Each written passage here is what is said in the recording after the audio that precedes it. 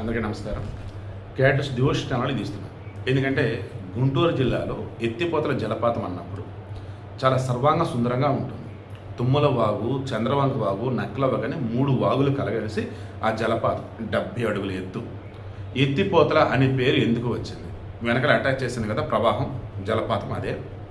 యతి అనే ఒక మునీశ్వరుడు తపస్సు చేస్తున్నాడు కాబట్టి ఎక్కడ ఆ తలం, ఆ ప్రాంతంలో అన్నట్టు యతి తపస్సు తలం. సో అలా ఎత్తిపోతలు అనే పేరు అక్కడ వచ్చింది. ఆ తర్వాత ఇది కృష్ణానదికి ఉపనది అన్నప్పుడు వీళ్ళు కృష్ణానదిలో కలిసేసింది. నాగార్జున సాగర్ నుంచి మాచర్లకు వచ్చే దారిలో 11 కిలోమీటర్ల ప్రాంతంలో ఈ ఎత్తిపోతల జలపాతం ఉంటుంది. అక్కడ ముసళ్ళ సంరక్షణ కేంద్రం, ముసళ్ళ పెంచేది కూడా ఉంది, కొన్ని దేవాలయాలు కూడా ఉన్నాయి.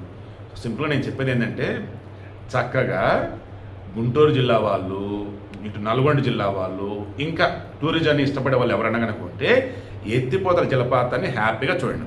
ఎందుకంటే చుట్టుపక్కల పడినటువంటి వర్షాల వల్ల వాగులు, వంకలు, అటవీ ప్రాంతాల నుంచి వచ్చే నీళ్లు మొత్తం కలగలిపి ఎత్తిపోతల జలపాతం బ్రహ్మాండంగా ఇప్పుడు కనిపిస్తుంది. హ్యాపీగా వెళ్ళి చూడండి. మాచర్లకి నాగసాగర్కి మధ్యలో ఉంటుంది.